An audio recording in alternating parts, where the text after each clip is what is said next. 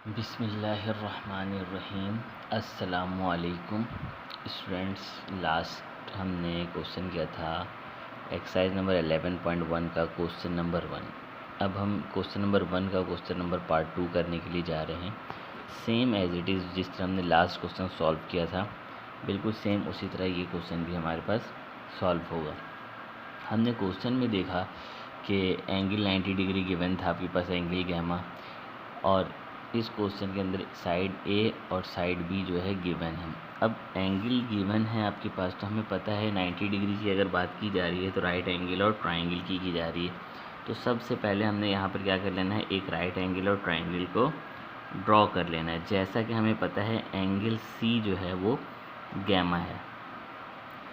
इस वाले साइड को हमने ए का नाम दे दिया, अनदर साइड ये हो जाएगा बी, इट्स मीन दैट ये बीटा और ये वाला साइड अल्फ़ा हो गया। ए के अपोजिट वाले साइड को हम स्मॉल ए कहते हैं, बी के अपोजिट वाले साइड को हम स्मॉल बी और सी के अपोजिट साइड को स्मॉल सी कहते हैं। ए जो है गिवन है वो 8 मीटर है, बी जो गिवन है वो 6 मीटर है, सी गिवन नहीं है तो इट्स मीन दैट सी जो है वो हमें फाइंड करना है। तो यहाँ पे हमने क्या बना लिया है, ट्रायंगल बना लिया है। तो अब इसी की मदद से हम क्या करेंगे, हम अपने सारे सवाल को सॉल्व करेंगे। अब सबसे पहले हमने हेडिंग लगानी है कि 6 एलिमेंट्स में से 3 एलिमेंट्स गिवन हैं, तो इसका मकसद 3 एलिमेंट्स जो होंगे वो अननोन होंगे। तो वो 3 एलिमेंट्स कौन कौन से फाइंड करना है, सबसे पहले हमने वो लिख लेना। साइड ए बी दिया हुआ है, साइड सी नहीं दिया है, तो हमने सबसे पहले साइड सी फाइंड आउट करना है।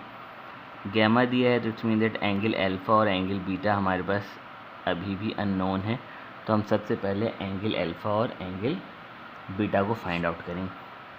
स्मॉल सी, जिस तरह हमने लास्ट क्वेश्चन में किया था कि स्मॉल सी और एंगल गैमा गिवन है, तो हमने फार्मूला लगाया था लॉ ऑफ कोसाइन का। तो इसमें भी अभी हमने वही काम करना है, using law of cosine. Law of cosine formula हमने प्रीवियस क्वेश्चन में भी लगाया था, C square is equal to A square plus B square -2ab minus cos gamma. So C square is equal to A जो है हमारे पास given है 8 square, plus B भी हमारे पास गिवन है तो बी 6 है, 6 स्क्वायर -2a अगेन 8 और बी जो है वो है क्या हो जाएगा 6 कॉस गैमा जो है वो बेसिकली हमारे पास है 90 डिग्री है हमारे पास। अब हमें पता है कि 90 डिग्री किसके बराबर होता है।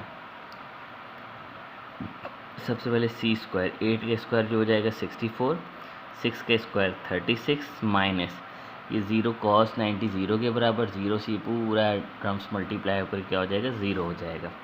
सो C square is equal to 64 plus 36 जो हो जाएगा वो हो जाएगा 100।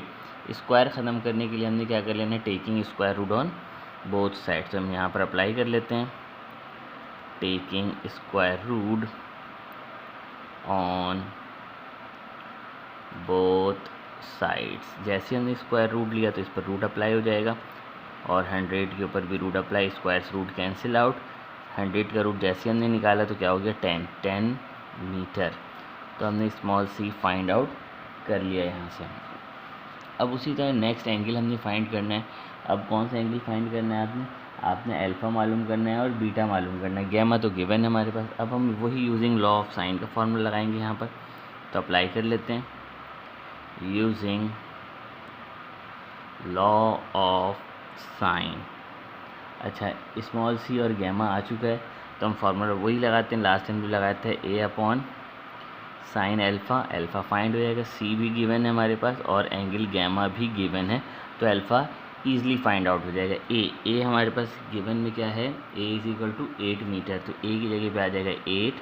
देन उसके बाद क्या है हमारे पास, sine alpha is equal to C given है हमारे पास, हमने फाइंड आउट कर लिया क्या है 10 डिवाइडेड बाय साइन।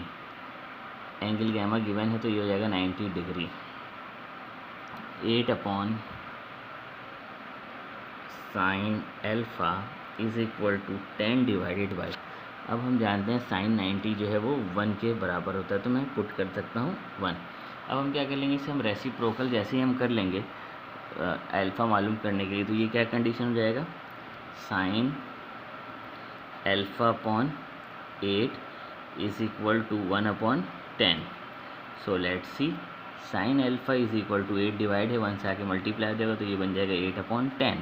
अल्फ़ा हमने फाइंड करना है, साइन मल्टीप्लाई और होता है, यहाँ करके हो जाएगा साइन इनवर्स 8/10। कैलकुलेटर पर हम अप्लाई कर लेंगे साइन इनवर्स 8/10, तो फिर हमारे पास क्या निकल के आ जाएगा, अल्फ़ा। जैसे हम अप्लाई करेंगे तो हमारे पास अल्फ़ा निकल करके आ जाएगा 53.130 डिग्री।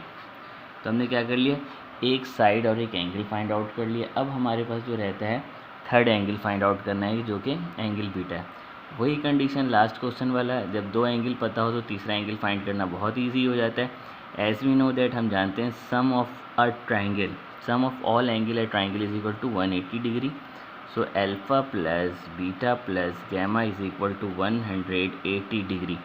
अल्फ़ा आपने फाइंड आउट कर लिया 53.130 प्लस बीटा अननोन है, गैमा क्वेश्चन में गिवन था 90 degree is equal to 180 degree. Beta find out कर लेंगे 180 डिग्री। अब इन दोनों को प्लस कर लेंगे तो ये हो जाएगा माइनस, इक्वल टू इधर लेकर के आ जाएंगे तो ये हो जाएगा अगेन माइनस, तो ये हो जाएगा 143.130 डिग्री।